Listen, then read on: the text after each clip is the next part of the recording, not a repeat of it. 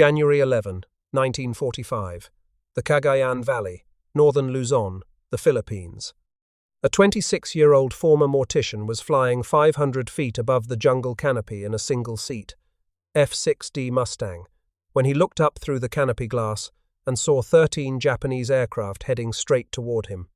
He had one wingman, two American planes against a bomber and 12 escort fighters. The odds were 6.5 to 1. What happened next took less than 6 minutes. By the time it was over, 7 of those 13 aircraft were burning wreckage scattered across the Philippine jungle floor. The man who destroyed them had spent his years before the war preparing the dead for burial in western Pennsylvania. His name was William Arthur Shomo. His airplane carried a name that captured everything he had been and everything he had become, the Flying Undertaker. This is the story of the deadliest single aerial engagement by any pilot in the history of the Southwest Pacific Theater and the former Embalmer who made it happen. William Arthur Shomo was born on May 30, 1918, in Jeannette, Pennsylvania. Jeannette was a small industrial town in Westmoreland County, roughly 30 miles southeast of Pittsburgh. It was a place built on glass manufacturing and steel, a town where factory whistles marked the start and end of every shift, where church bells carried across the valley on Sunday mornings, and where the smoke from the mills hung over the rooftops like a low grey ceiling that never quite lifted. His father was George Washington Shomo. His mother was Bertha May Unkafer. The family had deep roots in western Pennsylvania, roots that stretched through decades of coal dust and ironworks and hard Appalachian winters that froze the rivers solid. The Shomo family carried an unusual distinction. Bill's uncle, Adam Franklin Shomo, was recognized as the last known living survivor of the Johnstown flood of 1889. That was the disaster that killed over 2,200 people in a single afternoon when the South Fork Dam collapsed above the city and sent 20 million tons of water crashing through the valley below. Entire neighborhoods were erased in minutes. Bodies were recovered miles downstream, tangled in the wreckage of houses and bridges and railroad cars. The Shomo family understood what it meant to face overwhelming odds and survive them. They had been doing it for generations. Young Bill Shomo grew up in the grip of the Great Depression. The steel mills around Pittsburgh were cutting shifts. Glass factories were closing. Men who had worked their whole lives stood in bread lines with their hats in their hands, waiting for a bowl of soup. Jobs were vanishing faster than anyone could count them. But there was one profession that never slowed down. People always died. Rich or poor, employed or unemployed, old or young, everyone ended up on the same table eventually. The funeral business was recession-proof. As long as human beings kept dying, which was forever, the mortician would have work. Shomo made a practical choice. He enrolled at the Cincinnati College of Embalming. He studied anatomy and chemistry and restorative art and the precise science of preserving human tissue. He learned how to perform arterial injections, how to drain the circulatory system, how to close incisions with stitches that would hold under the pressure of chemical solutions. He learned how to reconstruct damaged faces so that families could look on their loved ones one final time before the casket closed. He completed the full course of study and earned his certification. Then, because one degree was not enough for Bill Shomo, he enrolled at the Pittsburgh School of Embalming and completed a second mortuary science program. 2 separate degrees in the science of death before the age of 22. When this man committed to something, he committed all the way. He became a licensed mortician and went to work in the funeral homes of western Pennsylvania. It was steady work, it was quiet work, and it was the kind of work that shaped a young man's character in ways that had nothing to do with caskets or headstones. An embalmer learns to be precise with his hands. An embalmer learns to remain calm in the presence of suffering and grief. An embalmer learns to work methodically, step by step, without rushing, because when the body is on the table there are no second chances. Every incision must be placed correctly. Every chemical solution must be measured to the exact concentration. Every stitch must hold. Those qualities, precision, composure, the ability to perform exacting work under pressure without flinching, would become the defining traits of Bill Shomo's combat career, though he could not possibly have known it while standing over an embalming table in a quiet Pennsylvania funeral home. On August 18, 1941, 4 months before the Japanese attacked Pearl Harbor, Bill Shomo walked away from the funeral business and enlisted in the United States Army Air Force's Aviation Cadet Program. Whatever had drawn him to the meticulous craft of mortuary work, something stronger was now pulling him toward the sky. He trained at Tulsa, Oklahoma, learning the fundamentals of military aviation, navigation, instrument flying, formation, discipline. Then he moved to Randolph Field and Brooks Field in Texas, two of the most storied pilot training installations in America, where the Army Air Forces turned men from every corner of civilian life into combat aviators. On March 7, 1942, 3 months after Pearl Harbor, Shomo received his commission as a second lieutenant and earned his silver pilot wings. The mortician from Jeannette, Pennsylvania, was now a military pilot, but the Army Air Forces did not send him to war. The training machine needed instructors as desperately as the combat units needed replacement pilots. America was building the largest air force in history from almost nothing, and every fresh cadet who arrived at flight school required an experienced hand to guide him through the basics of staying alive in an airplane. Shomo was assigned to stateside duty at air bases in Louisiana, Georgia, and Texas.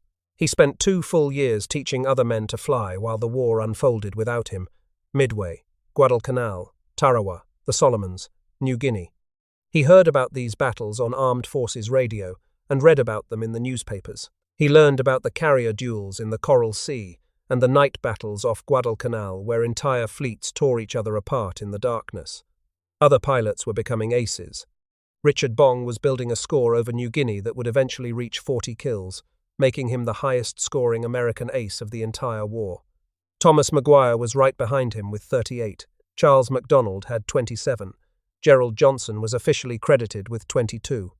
These men were writing their names into aviation history, earning medals, making headlines, while Bill Shomo flew training circuits over the flat ranchlands of Texas, teaching cadets how to hold altitude in a crosswind and how to recover from a stall without killing themselves. He was 24, then 25. The prime years of his flying career were passing him by.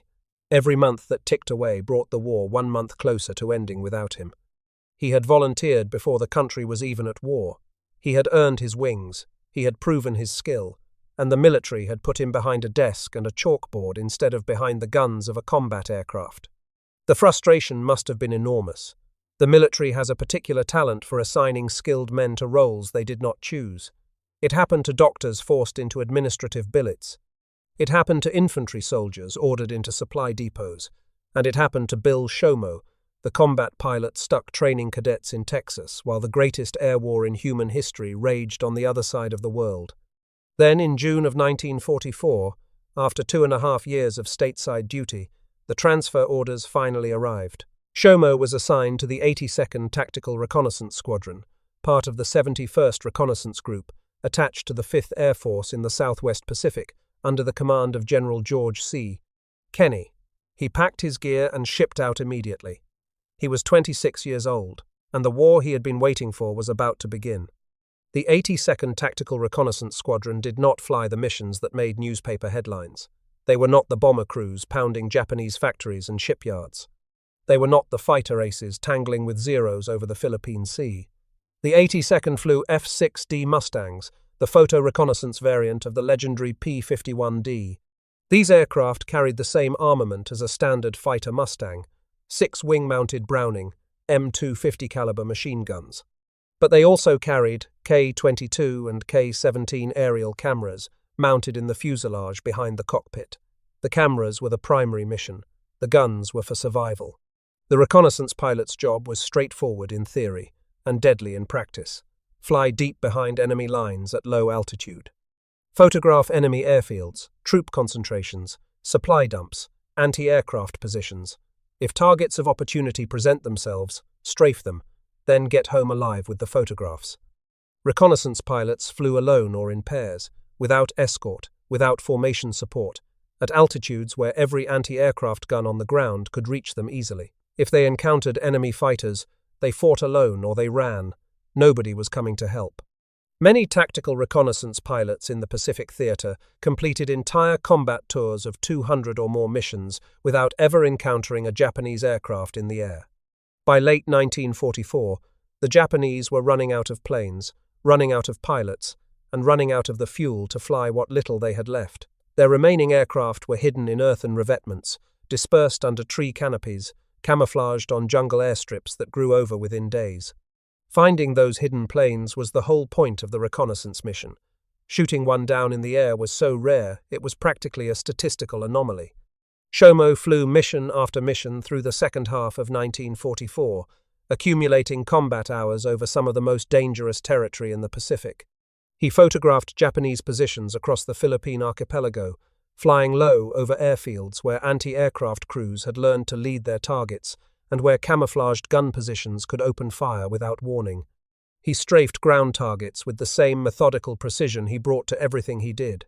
A truck convoy spotted on a jungle road, a fuel dump hidden beneath palm fronds, a row of aircraft parked along a dispersal strip.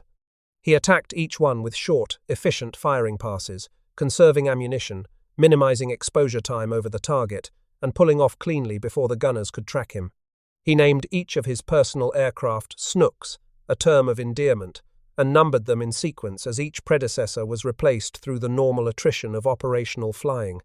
By late 1944, he was flying Snooks V, an F-6D Mustang, with the serial number 44-14841 and the tail number 66.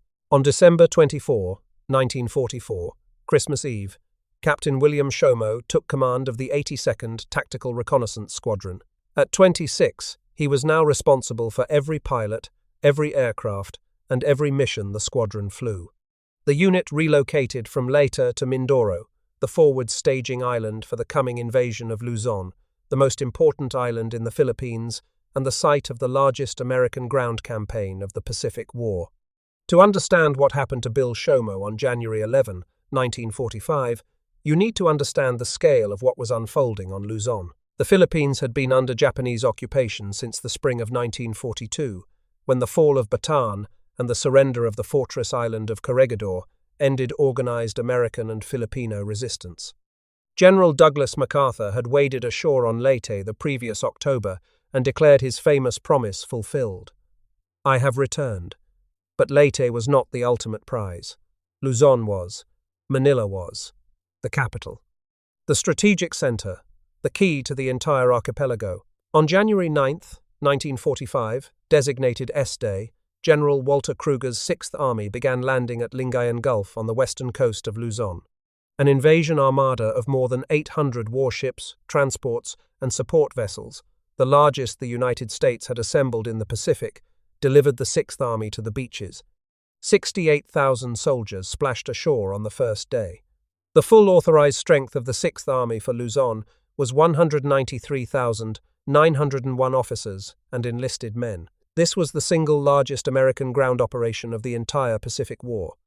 The campaign that followed became the bloodiest battle the United States fought against Japan. More than 10,000 Americans were killed. More than 36,000 were wounded.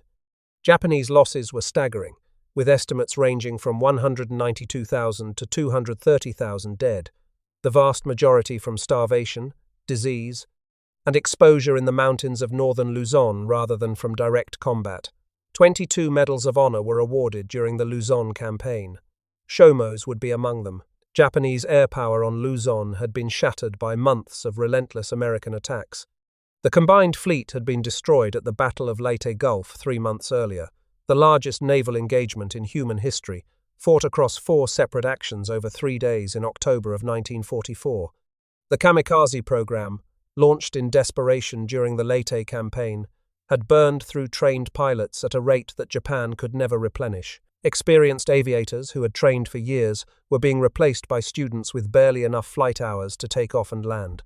What remained of Japanese air strength on Luzon was a skeleton force, battered remnants being shuttled from Formosa to hidden jungle airstrips in the Cagayan Valley of northern Luzon.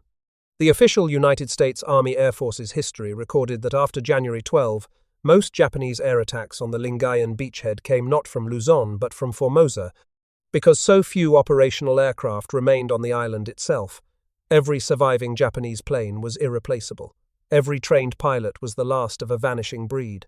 The Japanese were no longer fighting to win.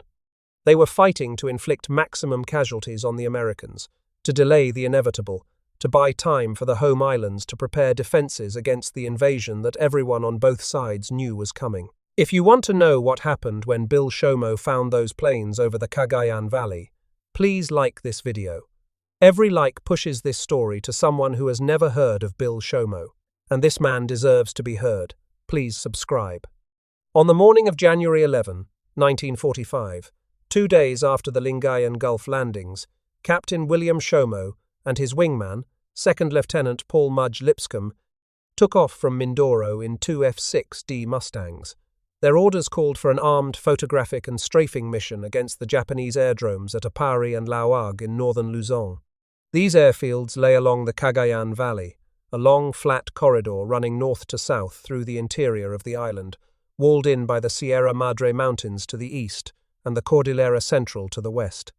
The mission was standard reconnaissance. Fly north, photograph the fields, count the enemy planes, strafe anything worth destroying, return with intelligence. 2 planes, 2 pilots, Shomo in the lead, Lipscomb on his wing. They headed north at roughly 500 feet, threading between cloud-covered mountain ridges and the morning air heavy with tropical humidity. Visibility in the valley was decent. The mountains were socked in. Then Shomo saw them, a formation of aircraft above and ahead, heading south, moving in the opposite direction at roughly 2,500 feet. He counted carefully.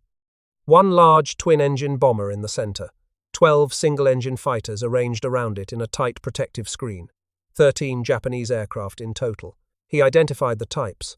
The bomber was a Mitsubishi G4M, the type the Allies called Betty. The escorts were 11 Kawasaki Ki, 61 fighters, Allied codename Tony, and 1 Nakajima Ki, 44 interceptor, codename Tojo. The Tony was a sleek inline engine fighter, with a visual profile resembling the German Messerschmitt. The Tojo was a compact radial engine interceptor designed for speed and climb. Both were dangerous in the hands of experienced pilots. 12 fighters escorting a single bomber was an extraordinary allocation of resources. In January of 1945, when Japan could barely maintain 100 operational aircraft across all of Luzon, committing 12 precious fighters to protect 1 bomber meant that something aboard it was considered irreplaceable: a senior officer, a command staff, strategic documents.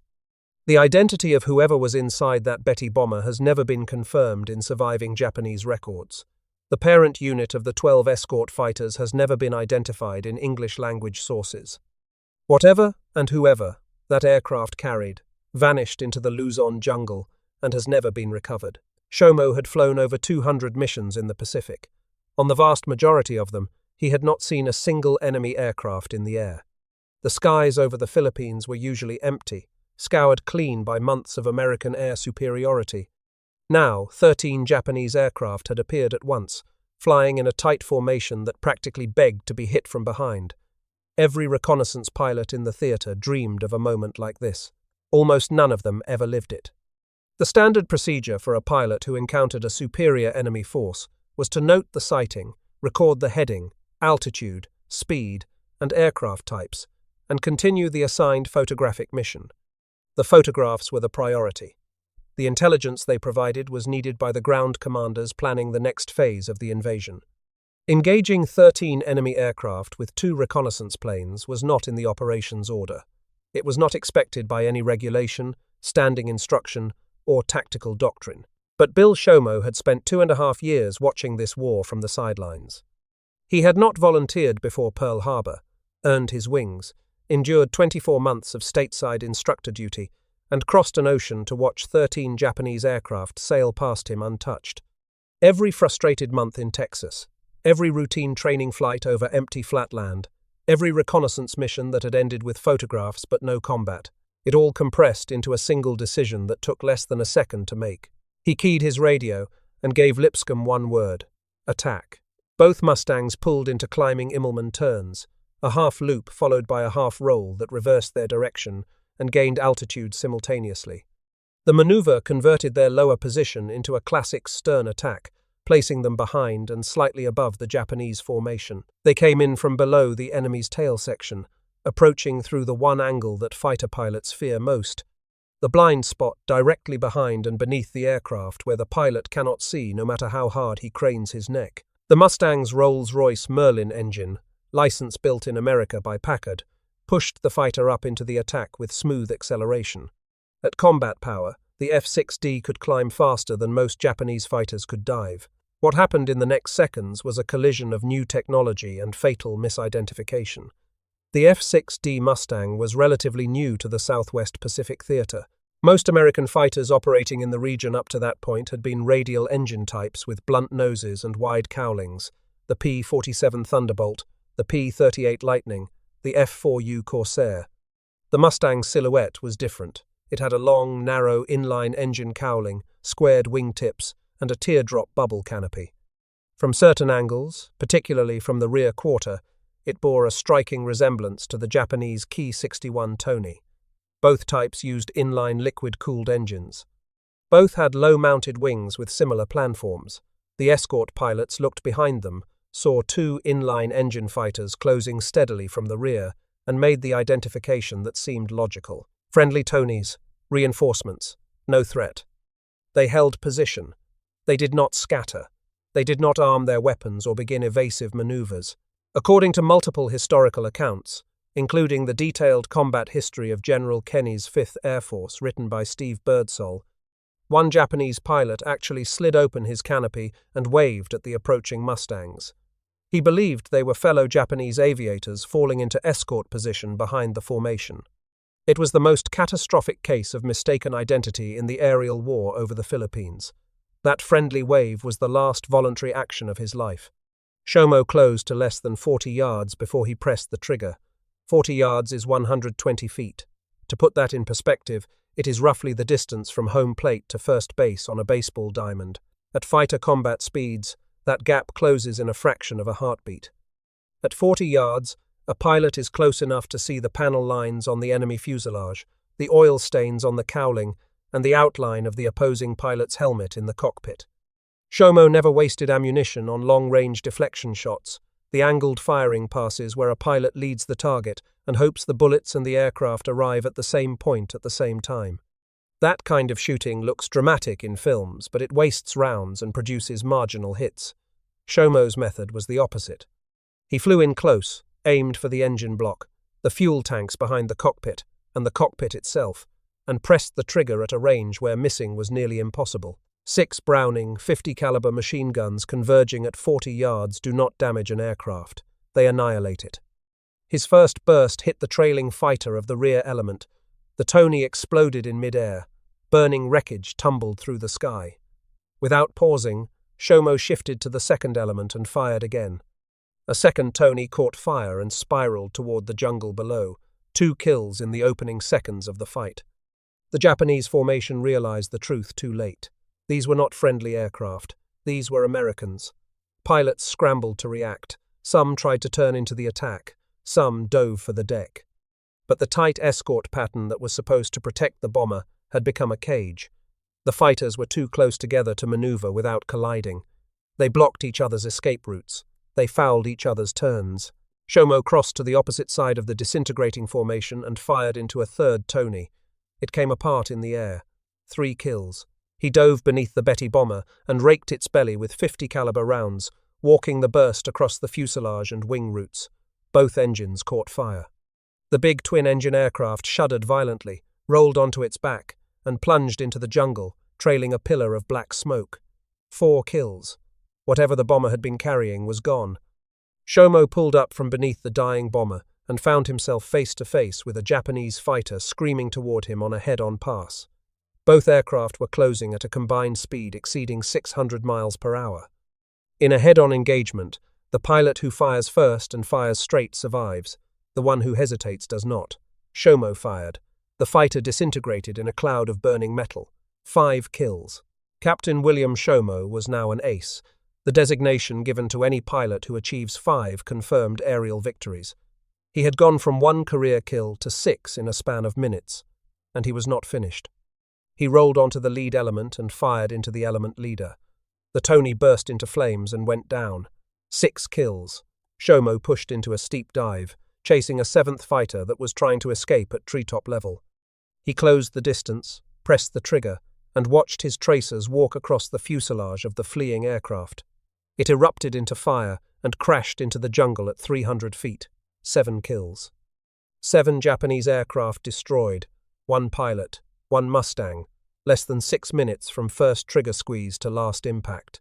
The ammunition expenditure was remarkably low. Shomo had not sprayed the sky, hoping to hit something. He had closed to point-blank range on every single target and fired short, disciplined bursts.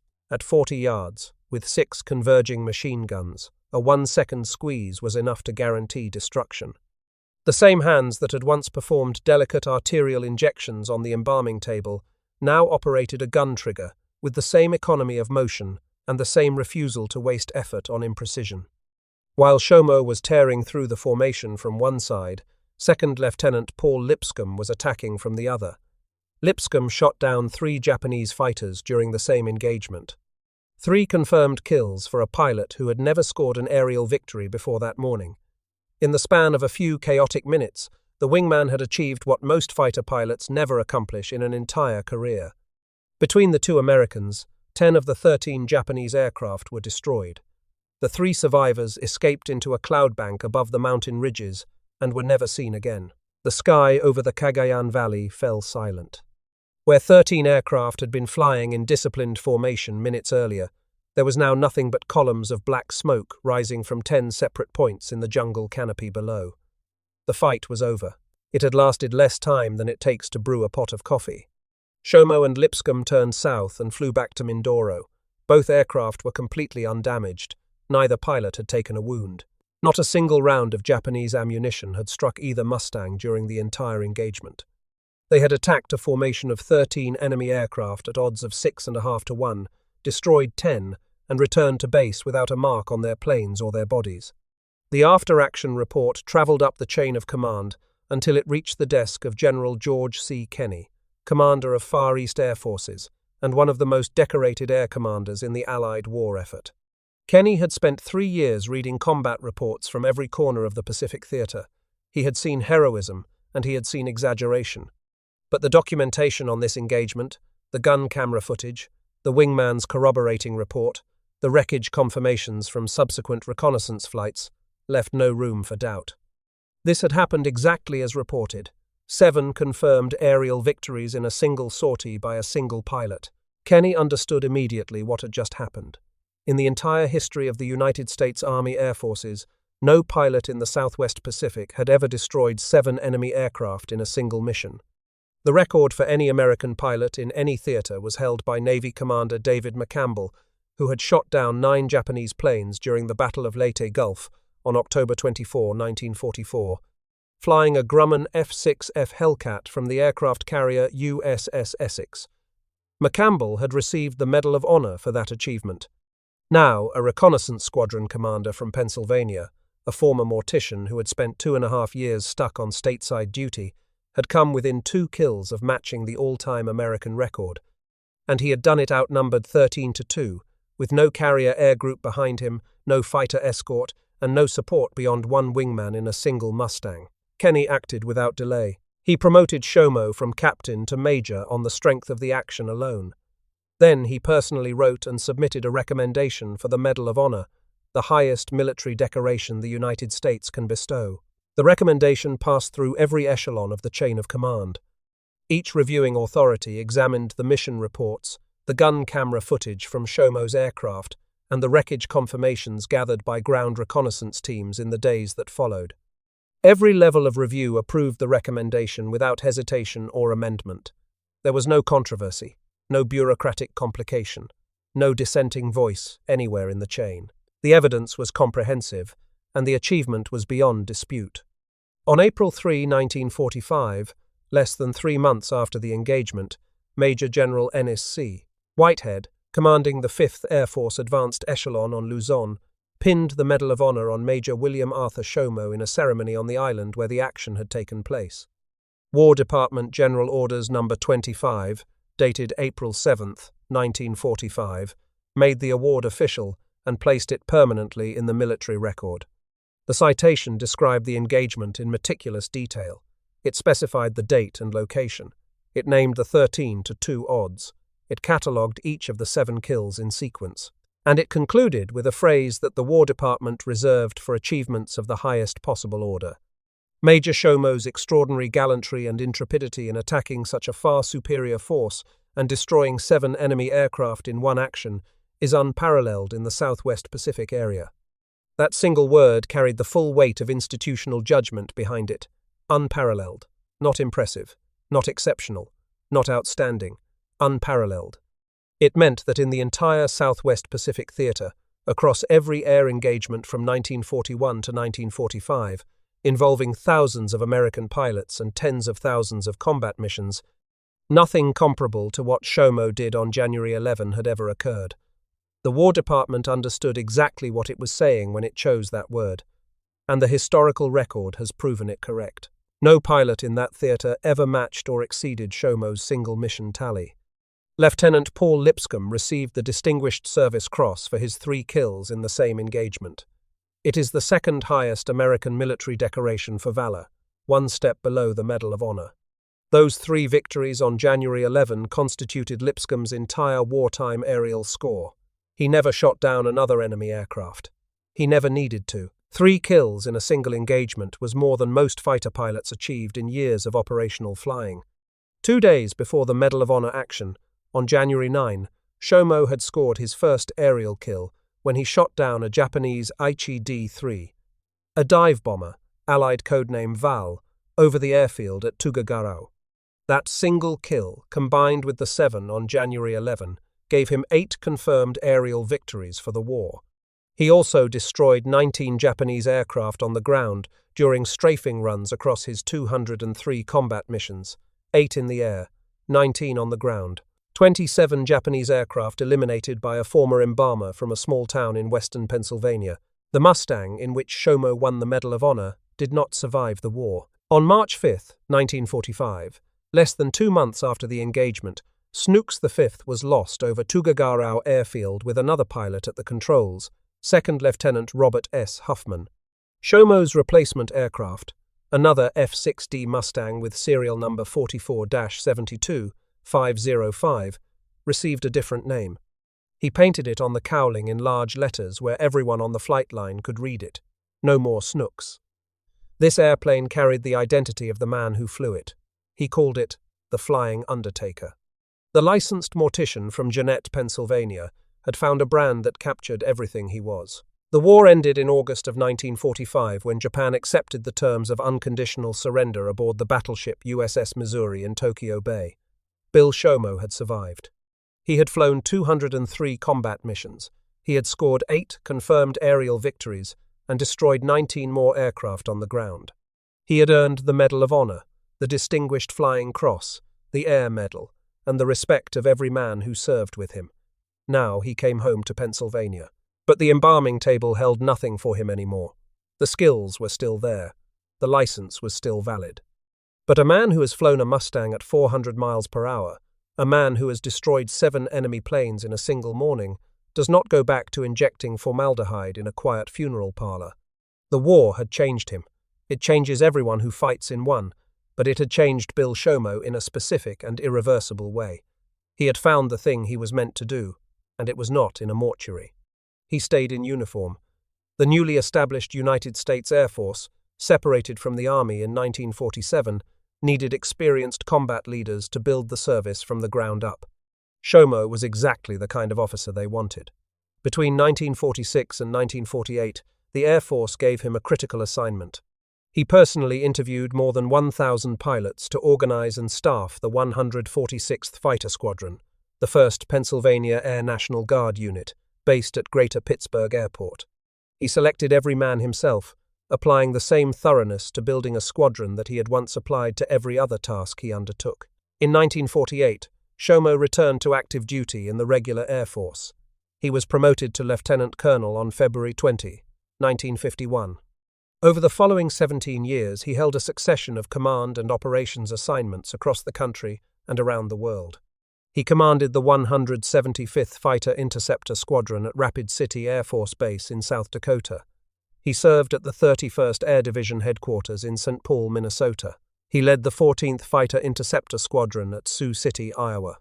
In January of 1955, he took command of the 59th Fighter Interceptor Squadron at Goose Bay, Labrador, in the frozen reaches of northern Canada and led it to win the 1955 Northeast Air Command rocket meet. He later commanded the 54th Fighter Group at Greater Pittsburgh Airport and the 79th Fighter Group in Youngstown, Ohio. His final posting took him to one of the most remote military installations on Earth, Thule Air Force Base in Greenland, north of the Arctic Circle, where he served with the 4,683rd Air Defense Wing, from the tropical jungles of the Philippines to the permanent winter darkness above the Arctic Circle. The flying undertaker served wherever the Air Force sent him. Lieutenant Colonel William Arthur Shomo retired from the United States Air Force in 1968 after 27 years of continuous military service. He had served in the Army Air Forces during the greatest war in human history and in the Air Force through the early Cold War, the Korean War era, and the height of the nuclear standoff with the Soviet Union. He had flown propeller fighters over the jungles of the Philippines and commanded jet interceptor squadrons tasked with defending North America from Soviet bombers. He returned to Western Pennsylvania and lived quietly. He did not write a memoir. He did not pursue celebrity or public attention. He had his Medal of Honor and the knowledge that on one January morning over a tropical valley 8,000 miles from home, he had done something that no other pilot in the Southwest Pacific had ever accomplished before or since. Bill Shomo died on June 25, 1990, at the age of 72. He was buried in St. Clair Cemetery in Greensburg, Pennsylvania, about 15 miles from the town where he was born. In Jeannette, the football field at McKee Stadium was renamed Shomo Field in his honor. It remains one of the few athletic fields in the United States named for a Medal of Honor recipient. The engagement raises a question that aviation historians have examined for decades. Why did the Japanese not see the attack coming? The answer is rooted in the newness of the Mustang in the Pacific Theater and in the fatal limitations of aircraft recognition training. Japanese pilots were taught to identify American fighters by their silhouettes. The familiar types, the blunt-nosed P-47 Thunderbolt, the twin-boomed P-38 Lightning, the barrel-shaped F-6F Hellcat, all had radial engines and distinctive profiles that were easy to spot at a distance. The P-51D Mustang, with its inline engine and clean aerodynamic lines, resembled none of them. But it did resemble the Japanese Ki-61 Tony, which also used an inline liquid-cooled engine and shared a similar wing shape. When the escort pilots glanced behind them and saw two inline engine fighters approaching, they made a split-second identification and got it fatally wrong. The size of that escort formation tells its own story about the final months of Japanese air power. 12 fighters protecting one bomber was an extraordinary commitment at a moment when Japan could barely field 100 operational aircraft across all of Luzon. Whatever or whoever that Betty was carrying, the Japanese High Command considered it worth protecting with 12 irreplaceable fighters. That calculation proved catastrophic. 10 of those 13 aircraft were destroyed before the surviving 3 could escape into the clouds, and the bomber's passengers, its mission, and its destination died with it in the jungle canopy. There is an irony in Bill Shomo's story that runs deeper than a clever nickname painted on a cowling. He spent years training to handle the dead with precision and composure. He learned to remain steady in the presence of mortality, to work calmly when surrounded by death, to close distance and perform exact tasks at intimate range without hesitation. Then the military kept him on the sideline for 2.5 years while a war raged without him. When he finally reached the combat zone, he was assigned to a reconnaissance unit that almost never encountered enemy aircraft. In 203 missions, he sighted Japanese planes in the air on only 14 occasions. And on one of those 14 occasions, he destroyed 7 before the survivors could flee into the clouds. The numbers from that morning deserve to stand without embellishment. 2 American planes, 13 Japanese aircraft, less than 6 minutes of combat, 10 enemy destroyed, 7 by Shomo, 3 by Lipscomb, neither American plane hit, neither American pilot wounded. Only one other American pilot, David McCampbell, ever destroyed more enemy aircraft in a single engagement during the Second World War. McCampbell got 9, Shomo got 7. Everyone else in the history of American military aviation is further down the list. The gap between those 2 men and the rest of the record book is enormous. Shomo's story poses a question that matters long after the last frame of this video. What happens when someone trained for one discipline discovers that everything they learned prepared them for something they never anticipated? An embalmer is trained to close distance, work at intimate range, remain calm when surrounded by death, and complete each task with precision before moving to the next.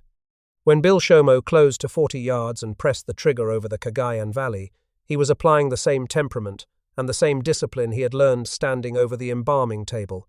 Get close. Be precise. Do not flinch. Finish the work. The quiet professional from Jeannette, Pennsylvania, carried a name on his aircraft that told the whole story in 3 words: the Flying Undertaker.